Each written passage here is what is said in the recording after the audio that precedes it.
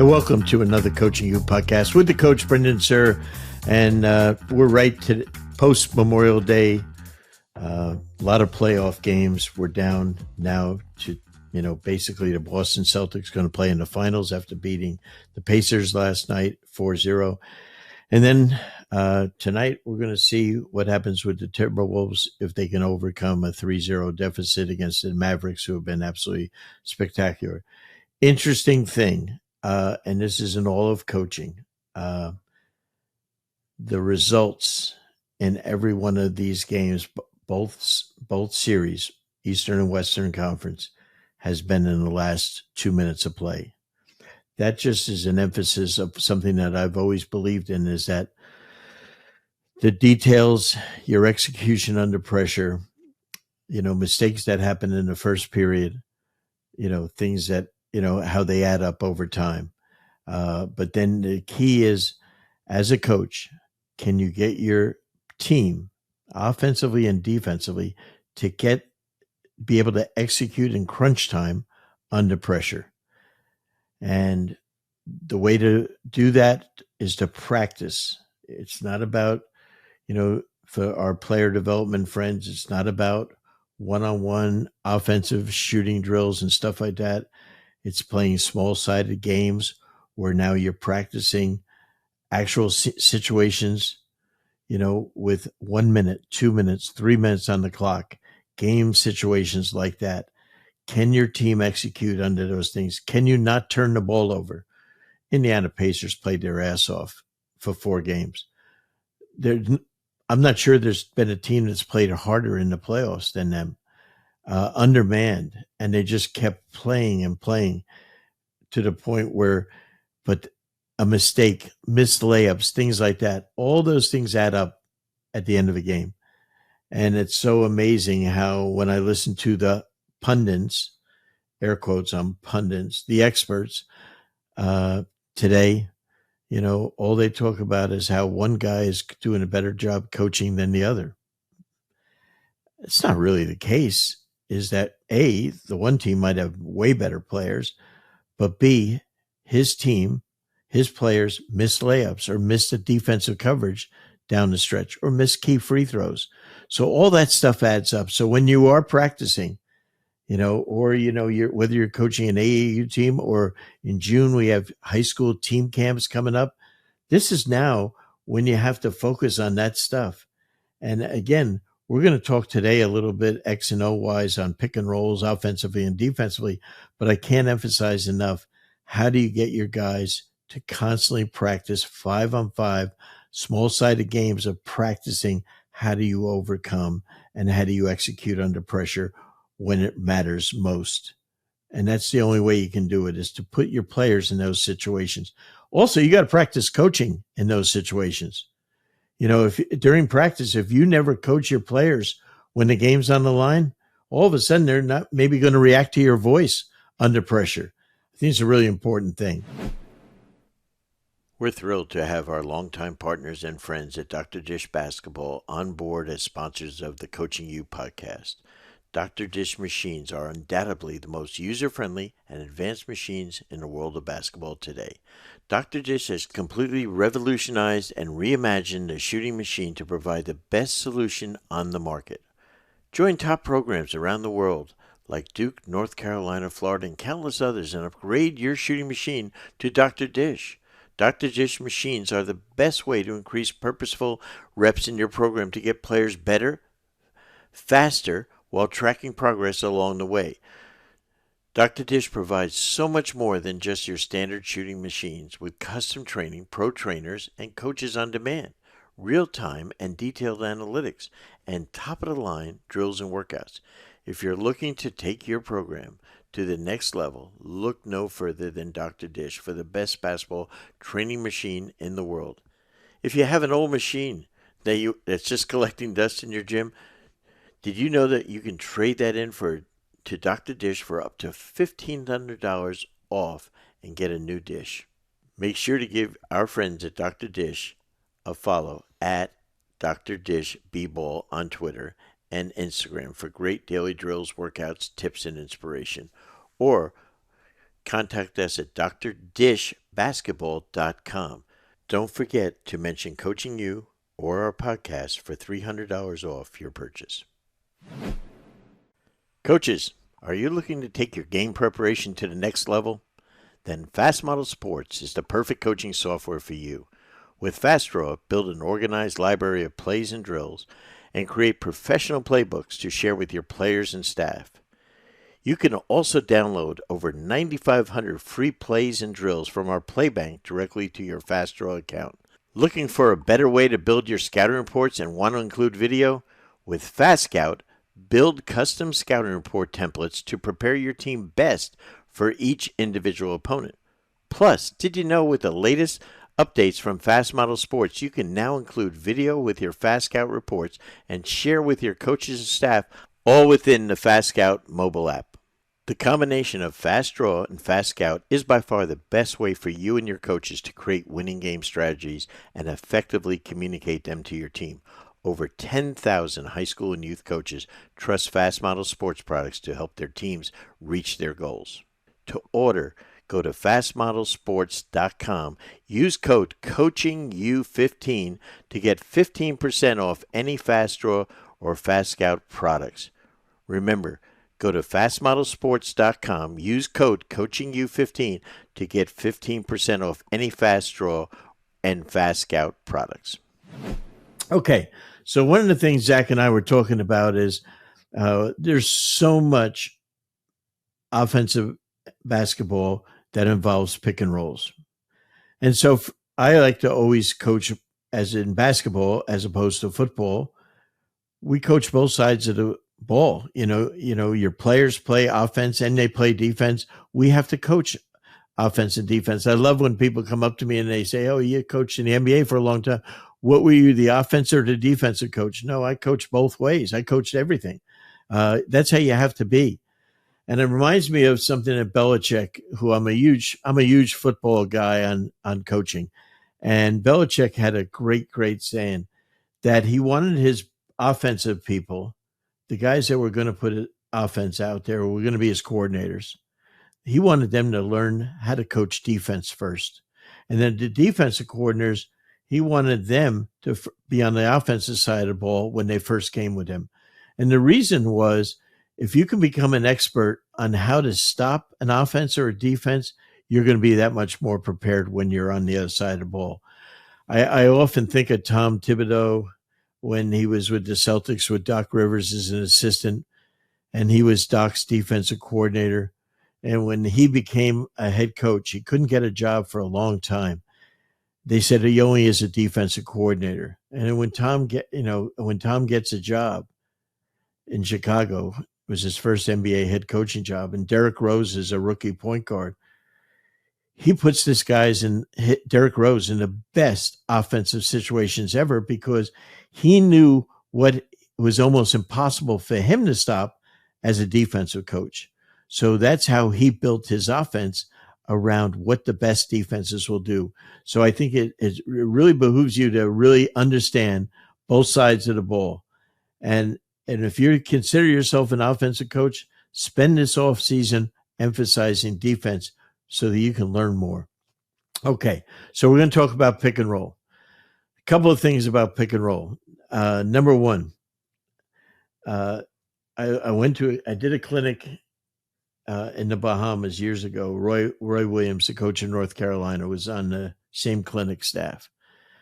And Roy's going out there and he's going to talk about pick and roll. And he says, first time I ever heard this, he said the whole key in pick and roll coverage is to know who has the ball and who is setting the screen.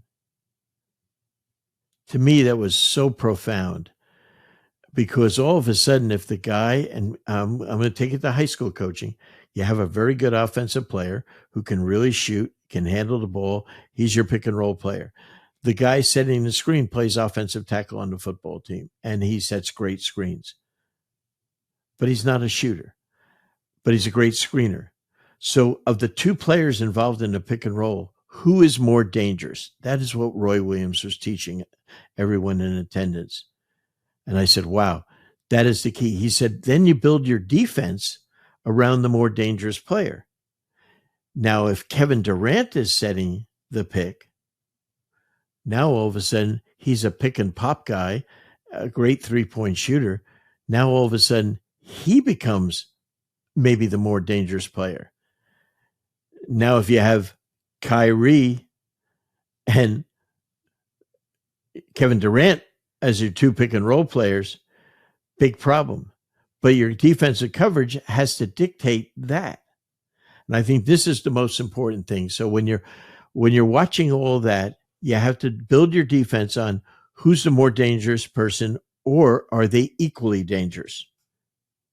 And I think that's where you start. Because if you, and I'm on defense first. If you're talking about defense and you're say, we only trap pick and rolls, we call it blitzing. We only blitz pick and rolls, or we only hedge pick and rolls, or we only switch. If you only do one thing, a good team should be able to take advantage of that, because they have to understand how they can take advantage of that. We're going to go over some of that. So I think it's really important. Now, on the other side, I'm going to tell you, as a defensive coach, you cannot live on one coverage. I'm going to talk to you about 6 different coverages today. 6 different coverages, and I'll tell you why you use each one of them. And then I'll talk to you about how do you attack those coverages. Okay, number 1. The most basic coverage in basketball from the start of modern day basketball has been what we call hedging or showing. That is when the defensive player guarding the screener gets out in the path of the dribbler to slow him up, to make him pick up his dribble, to make him veer around the screener so he can't continue his drive to the basket. We call that a hedge or a showing on the pick and roll. Now, why do we use that? The guy that is more dangerous is the dribbler, and we want to help on him until the guy guarding the ball can get back to his man. The second coverage along with that is what we call blitzing or trapping the pick and roll. In the Minnesota-Dallas series, you've heard all the experts saying, oh, Minnesota needs to trap Luka Doncic or Kyrie because they are so dangerous. Well, what Jason Kidd and his staff have done is simply brilliant. First of all, they're running the pick and rolls in the middle of the floor. They've taken out what we call tag men for the player that, like Lively, guys that are rolling to the basket, taking those guys out to help out. And they've put the other 3 players out behind the 3-point line. And what they've done now is the hardest place to trap is in the middle of the floor, because now I can pass the ball to either side. You can't load up against it. So what Jay Kidd is saying is he is now attacking matchups, and he's saying whoever Gobert is guarding, I'm putting him in a pick and roll. And if he's out of the game, whoever Karl Anthony Towns is guarding, I'm going to put him in a pick and roll because of mobility. All right. And that's how he's attacking. So I think you see how that can work. Now, if you're going to trap, then he really has a huge advantage. So this is something that Jason Kidd has really done a great job of attacking matchups. Years ago, we saw in a playoff series, let's say with Cleveland and Golden State, the weak link on the court was Steph Curry. So they used his man, Steph Curry's, who he was guarding. He was the screener. And now they made that player switch on to LeBron. And now you had Steph Curry switching on to LeBron, and he's too big and strong. So that's what we call attacking matchups, where you're going to go after the weakest defender and put him in a pick and roll. When are you doing that? When they want to switch, when they want to double team. Okay? All right. So I gave you 2 coverages, hedge and blitz. Switching has become the most popular thing to do in both college and in the pros. Why? We're saying we're not going to give up an open shot, and the open shot could be to the screener. So this is a really, really important thing. Now, what does switching hurt? Switching gets hurt when you have a good post player who can roll to the basket quickly and can finish. And that is what you've seen with Dallas. They have guys, they have three players that can pick, roll, and finish. And it's a huge advantage. And they have excellent passers and a big guard, a 6'8" guard in Doncic who can really deliver the ball, especially lob passes. And if you're in high school and you say, well, I don't have that, okay, fine. But you can still take advantage of switching. Another way to take advantage of switching is what we call using ghost screens. You run into setting a pick. You know they're going to switch, but rather than set the pick, you slip and either pop out for a three or you slip and you roll right to the basket. A ghost screen is when it's a fake screen, a slip screen. Very, very effective against teams that switch. The other coverage that's used, and you saw this a lot in the Minnesota series, is drop coverage. That's, again, in the middle of the floor. You have a big man. You don't want him to extend himself and get up against a clever guard, so they lay back in the lane, protecting, and you're forcing the guy to take a jump shot. Problem is, the two best players in Dallas are the guys with the ball, and they're excellent shooters in Doncic and Irving. So now they've had to drop. That's what Minnesota used all year to be the number one defensive team in the NBA, was drop coverage under middle pick and rolls. Now, all of a sudden, to this matchup, highly ineffective. So now they're having to change their coverage. And guess what? By trapping the ball in the middle of the floor, they now have to rotate when the ball's passed, something they haven't practiced all year. Therefore, their coverage and rotation, and you hear the term closeouts, very ineffective. So you have that. Now, the fourth coverage is what I call icing. Icing was incredibly effective in the pros years ago. Basically, when the ball was on the side of the court, you wouldn't let the ball be dribbled to the middle. You kept the ball on the side. You kept the ball on the sideline. And you forced it, rather than coming to the middle, you forced the ball to be driven baseline. Very effective. People did a good job. Enter into two things. Number one, the NBA came with 5-out offense. All 5 players outside the three-point line. Now, all of a sudden, if you tried to ice that player in the left guard spot or right guard spot by forcing him to the corner, there's now no one to stop him. The guy had a straight line drive to the bucket. And if the big came over to help, who was at the top of the key behind the three-point line, they just threw to him for a wide open three-point shot. So the 5-out offense has really hurt icing. So most of the NBA teams do not ice. They now play you head up, square we call it, and force you to the screen. So it's a big thing. College hasn't caught up offensively, how to stop that. They're not sophisticated enough, college coaches, to combat that defense yet. The fifth, we talked about the drop, and then the last coverage, and I don't think we see it enough, is going under screens. Okay. When your most dangerous player on the court is the screener. We talked about Kevin Durant. Different players, if Luka Doncic is setting in the screen, you basically come up to him when he sets the screen and you jam him. You get right up against him and you almost get into a T against his shoulder, your chest against his shoulder, and you don't let him roll. You don't let him move the screen down, and you basically tell your guard, go underneath, and we're going to give up one thing, a three-point shot. But we're not going to get the roll. We're not going to get involved in rotation, and that guy better make shots, because if not, they're in trouble. So you have hedge, blitz, switch, ice, drop, and going under. 6 coverages. You say, well, I can't teach switch 6 coverages. Okay, you probably can't, but if you're a coach that uses pick and roll like I do, that's my main offensive weapon, I have to teach how to attack those. So I need to teach my team how to go against it by doing it in practice. So I think it's really important. Therefore, in the course of a game, I can switch up, and defensively I can change my coverages.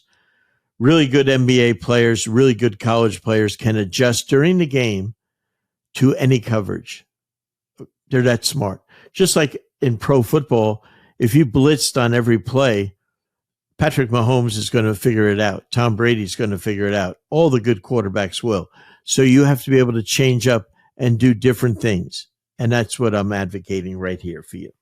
So it's really, really important that you practice first, understand the 6 coverages and then as we get to offense, teach your players how to read coverages, when to do what versus what. And that's the whole key. Now, let's talk about offense on pick and rolls.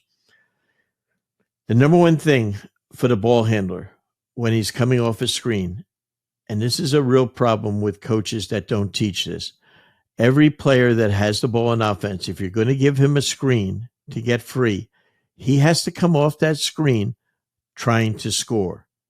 It would be, you just can't run a play and especially a pick and roll and say, I'm going to come off this pick to be a passer, because now it changes my coverage because you're not a threat.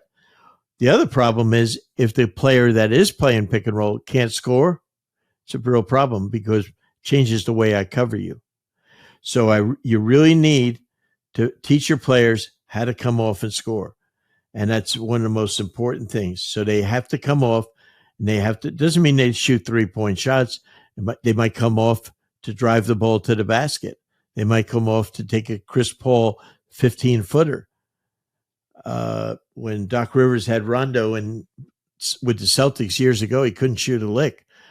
But Doc taught him that you came off the pick set by their power forwards and centers, and now you sprinted to the basket to get layups, to get other people to help you.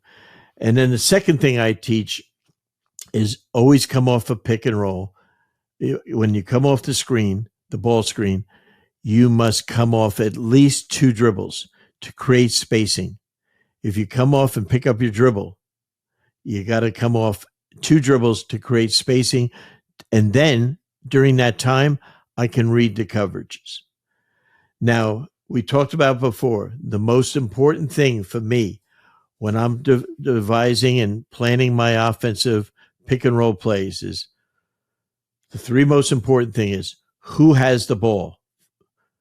Who has that ball for me? Who is setting the screen for me is number 2.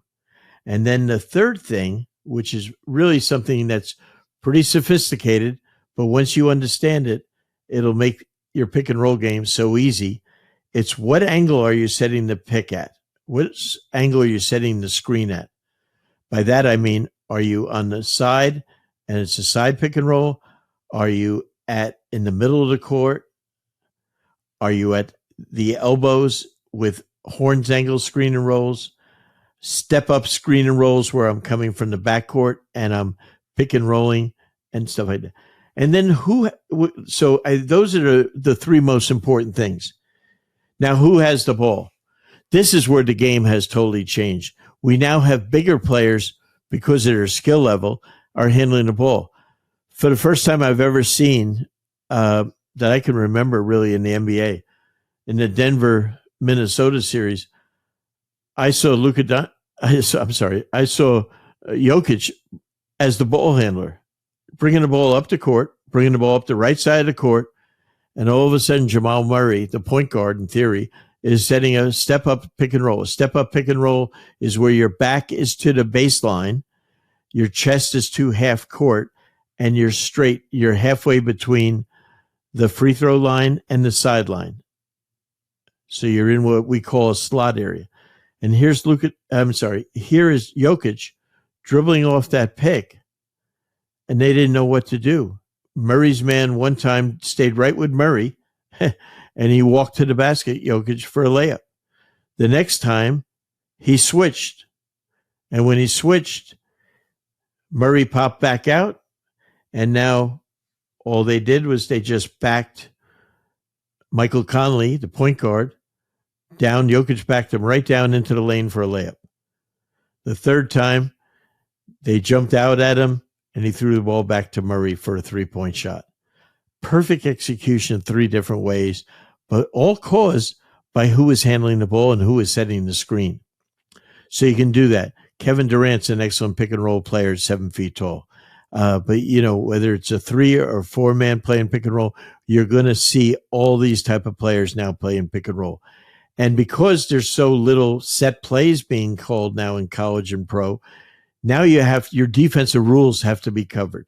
So that's why I'm advocating for you to play small-sided games, short-time games, where now you are emphasizing and you tell your team, here's what we're going to do coverage-wise. And I think it's really, really important that you do that, because if you want your team to execute under pressure, you can't coach every play. You have to have a philosophy with principles out there, and then they have to execute it. I find it absolutely fascinating. But when you do an in-depth dive and then you watch a lot of films of the best teams, whether it be on Huddle Instat or Synergy, and you're studying what the best teams are doing pick and roll wise, you'll get a whole new understanding and appreciation for it. So I think it's really one of the really key things for you in developing a pick and roll game. So again, one of the things that we teach when we go to Coaching You and any of the clinics that we're involved in, we really focus on this, and we focus on all the different opportunities and all the different things. We have so many angles that we can run pick and rolls for, so many different players. And you can if you run drags or double drags, you can run them with one player being a guard and one being a center or a 4-man, all kinds of things. The thing with shell drills years ago, 4-on-4 shell drills we were back when I was a player all the way up to when I started coaching. It was always 2 guards were out there at the top of the shell, 2 big men were at the corners inside, 4-on-4.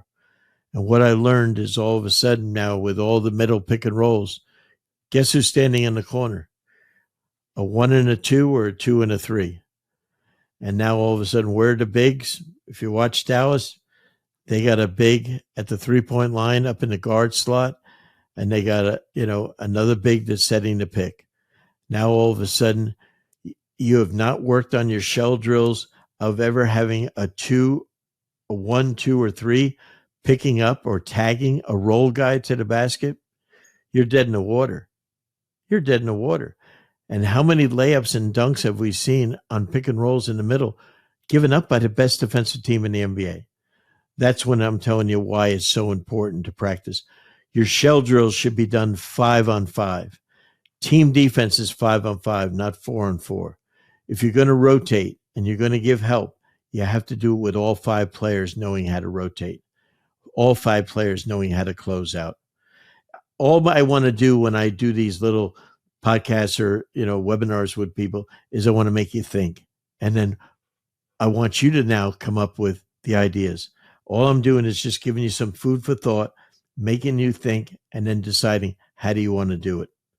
So I look forward to it. 2 weeks from today, we'll be in beautiful Orlando, and we will be having the Southeast Super Clinic featuring 10 or 11 of the very best college coaches in the country.